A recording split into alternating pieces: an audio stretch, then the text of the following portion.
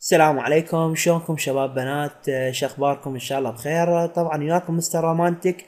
واليوم عندنا طريقة شرح تغيير لغة الياهو ماسنجر من اللغة الانجليزية الى اللغة العربية. طبعا مثل ما تشوفون هسه الياهو ماسنجر لغته انجليزية. نجي نسد الايميل نهائيا، يعني سده من هنايا. اوكي، عم تتم العملية بنجاح. نجي هنايا. طبعا هذا ملف مضغوط انا مسويه. تجي تفتح الضغط عنه، راح يطلع لك 3 تيسك. تعطيه كوبي. تجي تدخل على ماي كمبيوتر، تدخل على السي بروجرام فايل، طب عليه وتنزل لحد ما تلقى ياهو ماسنجر. تدخل على ياهو ماسنجر، نب على ماسنجر.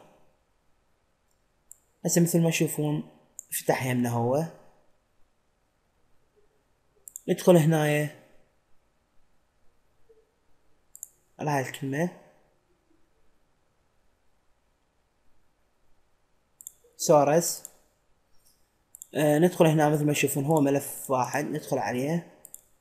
شوفوا ذا الملفات تعطيه هنا بس بيست، راح يعطيك يقول لك نسخ مثلا. اعطيه كوبي كوبي كوبي كونكت يس. مثل ما تشوفون هسه نقل الملفات، ونجي نفتح هسه الياهو ماسنجر ونلاحظ التغيير. مثل ما شفتوا حبايب قلبي، تغير الياهو من اللغة الانجليزية الى اللغة العربية. طبعا كان وياكم مستر رومانتك، وان شاء الله الشرح عجبكم. واي شرح اي شرح تردونه بس كتبوا على قناتي وتدللون. اشوفكم بخير، وان شاء الله بغير شرح. تحياتي لكم. يلا بروب.